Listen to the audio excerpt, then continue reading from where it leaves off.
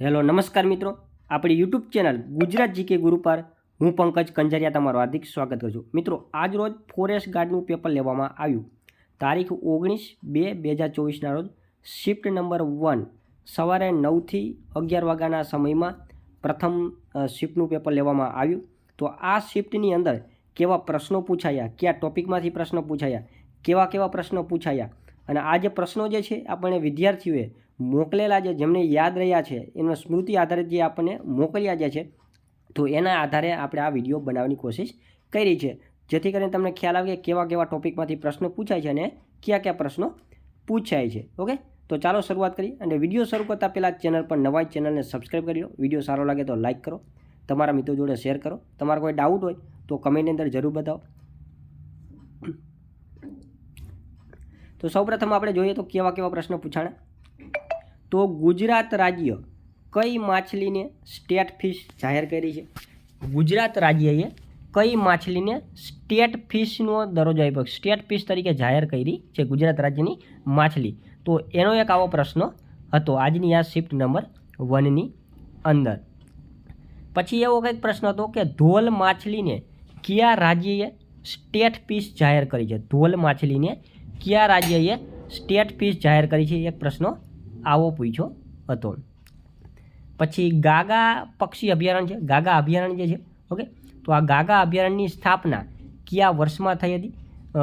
દેવભૂમિ દ્વારકા જિલ્લાના કલ્યાણપુર તાલુકાની અંદર આ ગાગા અભયારણ્ય આવેલું છે. તો એની સ્થાપના કયા વર્ષમાં થઈ હતી? તો એને લગતો એક પ્રશ્ન પૂછવામાં આવ્યો હતો આજની આ શિફ્ટ નંબર 1માં. ત્યારબાદ રાજ્યપાલની લાયકાતનો એક પ્રશ્ન હતો કે નીચેનામાંથી રાજ્યપાલની લાયકાત કઈ છે? એમાં 4 વિધાનો આપેલા હતા. એમાંથી સાચા વિધાનો જે છે આપણે પસંદ કરવાના હતા કે રાજ્યપાલની લાયકાત શું છે, એવો પ્રશ્ન હતો. એટલે કે આ બંધારણમાંથી હતા, બંધારણમાં રાજ્યપાલને લગતા પ્રશ્નો હતા. ઓકે, ત્યારબાદ આપણે જોઈએ તો બીજો એક પ્રશ્ન હતો કે રાજ્યપાલને શપથ કોણ લેવડાવે? રાજ્યપાલને શપથ કોણ લેવડાવે? તો રાજ્યપાલને શપથ જે હોય છે એ હાઈકોર્ટ હોય, જે તે રાજ્યની જે હાઈકોર્ટ હોય, હાઈકોર્ટના મુખ્ય ન્યાયાધીશ હોય છે એ રાજ્યપાલને શપથ લેવડાવે છે. પરંતુ રાજ્યપાલની નિમણૂક જે છે એ રાષ્ટ્રપતિ દ્વારા કરવામાં આવે છે. રાજ્યપાલની નિમણૂક જે છે એ રાષ્ટ્રપતિ કરે, પરંતુ એમને શપથ જે છે એ હાઈકોર્ટના મુખ્ય ન્યાયાધીશ અથવા તો એમના દ્વારા જેમની નિમણૂક કરવામાં આવે એ જજ જે છે શપથ લેવડાવે છે. પછી ગુજરાતીમાં સમાસનો પ્રશ્ન હતો. ગુજરાતીમાં સમાસનો પ્રશ્ન હતો તો કે નર નારીનો સમાસ જણાવો, એવો પ્રશ્ન હતો. પછી સંધિનો પ્રશ્ન હતો તો કે પર્યટનની સંધિ છોડવાની હતી. ઓકે, પર્યટનની સંધિ છોડવાની હતી, તો એનો એક પ્રશ્ન હતો. ત્યારબાદ એશિયાટિક સિંહની વસ્તી ગણતરીનો પ્રશ્ન હતો. એશિયાટિક સિંહની વસ્તી ગણતરીનો પ્રશ્ન હતો. જો હવે કયા એક્ઝેક્ટ ક્યુ યર પૂછ્યું હતું આપણને યાદ નથી. 2015માં કંઈક 523 જેટલા કંઈક સિંહ હતા. છેલ્લે હમણાં 2021માં કોરોના દરમિયાન પુનઃ અવલોકન કરવામાં આવ્યું, તેમાં 674 જેટલા સિંહ હતા. જો આ એશિયાટિક સિંહને લગતા દર પરીક્ષાની અંદર પ્રશ્નો પૂછાય જ છે. એશિયાટિક સિંહને લગતા દર પરીક્ષાની અંદર પ્રશ્નો પૂછાય છે. ગીર નેશનલ પાર્કને લગતા પ્રશ્નો પૂછાય છે. ઓકે, પછી એનજીટીને લગતા એકાદા પ્રશ્નો પૂછાય છે. એનજીટીને લગતો પ્રશ્ન હોય છે, ગેમીને લગતો પ્રશ્ન હોય છે. તો આ બધા ટોપિકમાંથી પ્રશ્નો મોટાભાગે વારંવાર આવે છે. ત્યારબાદ એશિયન ગેમ્સમાં ચીનને કેટલા મેડલ મળ્યા હતા? આવો કંઈક પ્રશ્ન હતો. એશિયન ગેમમાં ચીનને કેટલા મેડલ મળ્યા હતા? આવો કંઈક પ્રશ્ન હતો. પછી એનજીટી એટલે કે નેશનલ ગ્રીન ટ્રિબ્યુનલ કઈ કલમ દ્વારા દંડ આપે છે? જો કોઈ સંસ્થા કે કોઈ ઓર્ગેનાઇઝેશન કે કોઈ કંપની હોય તો એના જે નિયમો, એનજીટીના નિયમો, સરકારના કાયદાની વિરુદ્ધમાં જ્યારે કોઈ કાર્ય કરતું હોય છે ત્યારે એનજીટી જે છે એને દંડ આપે છે. તો એ દંડ કઈ કલમ મુજબ એ દંડ આપે છે, એવો પ્રશ્ન હતો, કલમ પૂછી હતી. પછી આ O3 એટલે કયો વાયુ, એવો પ્રશ્ન હતો. O3 તરીકે કયા વાયુને ઓળખવામાં આવે છે? પછી ઉત્પ્રેક્ષા અલંકારનો પ્રશ્ન હતો. ઉત્પ્રેક્ષા ઉપર એક વાક્ય આપેલું હતું ને એમાં કયો અલંકાર આવે તો એમાં જવાબ ઉત્પ્રેક્ષા અલંકાર આવતું હતું. જાણે રખે શકે એવો શબ્દ આવતા હોય ત્યારે ઉત્પ્રેક્ષા અલંકાર બને છે. ઉપરના વાક્યને કર્મણીમાં ફેરવવાનું હતું. એક વાક્ય આપ્યું હતું એને કર્મણીમાં ફેરવવાનું એવો પ્રશ્ન હતો. ગીર અભયારણ્યની સ્થાપના ક્યારે થઈ હતી? એક પ્રશ્ન આવો હતો કે ગીર અભયારણ્ય જે છે એની સ્થાપના ક્યારે થઈ હતી?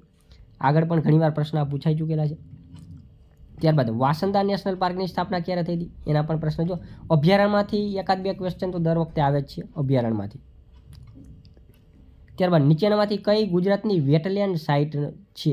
ગુજરાતમાં નીચેનામાંથી કઈ ગુજરાતની વેટલેન્ડ સાઇટ છે એવો પ્રશ્ન હતો.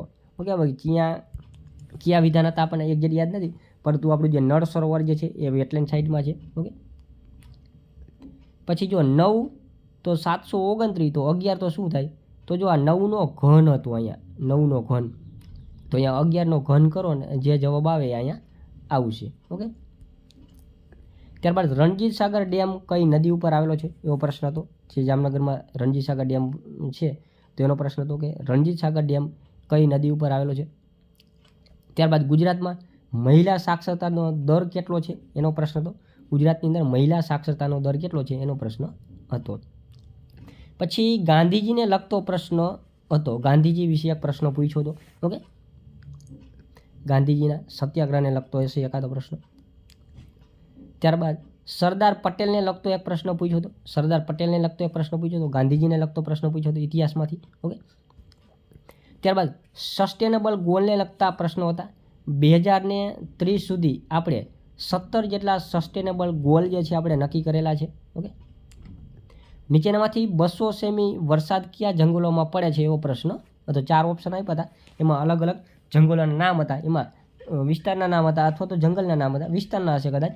તો એમાં 200 સેમી કરતાં વધારે કયા જંગલોમાં વરસાદ પડે છે એવો પ્રશ્ન હતો. ગુજરાતમાં જંગલોનું પ્રમાણ કેટલું છે એવો પ્રશ્ન હતો. ગુજરાતમાં જંગલોનું પ્રમાણ કેટલું છે એનો પ્રશ્ન હતો. ત્યારબાદ સમતાપ આવરણનો એક પ્રશ્ન હતો. પછી શહેરીકરણનો પણ એક પ્રશ્ન હતો. ઓકે, પછી બાયોમેડિકલ વેસ્ટનો એક પ્રશ્ન હતો. ગુજરાતી સાહિત્યના પિતા તરીકે કોણ ઓળખાય છે? એક આવો પણ પ્રશ્ન હતો. ઓકે, તો આવા પ્રશ્નો આજની આ શિફ્ટ નંબર 1માં પૂછાયા હતા, જે વિદ્યાર્થીને આપણને મોકલ્યા છે. ઓકે, જેટલા એમને યાદ રહ્યા છે એટલા આપણને મોકલ્યા છે. અમુક ક્વેશ્ચનમાં ક્ષતિ પણ હોઈ શકે છે. તમારી શિફ્ટની અંદર કેવા કેવા પ્રશ્નો પૂછાયા તો એ કોમેન્ટની અંદર જરૂર બતાવો, જેથી કરીને આપણને ખ્યાલ આવે કે દરેક શિફ્ટમાં કેવા પ્રશ્નો પૂછાય છે, બીજા વિદ્યાર્થીને પણ મદદ મળે. ઓકે, આવનારી શિફ્ટમાં વિદ્યાર્થીઓને ખ્યાલ આવે કે કેવા કેવા ગૌણ સેવા પસંદગી મંડળ દ્વારા ઓનલાઈન પરીક્ષાના માધ્યમ દ્વારા કેવા પ્રશ્નો પૂછાય છે. ઓકે, અને આ વિડીયોને તમારા મિત્રો સુધી વધુમાં વધુ શેર કરો. ઓકે, અને જરૂર જણાવજો કે તમારી શિફ્ટમાં કેવા કેવા પ્રશ્નો પૂછાયા છે. Okay, thank you. જય હિન્દ.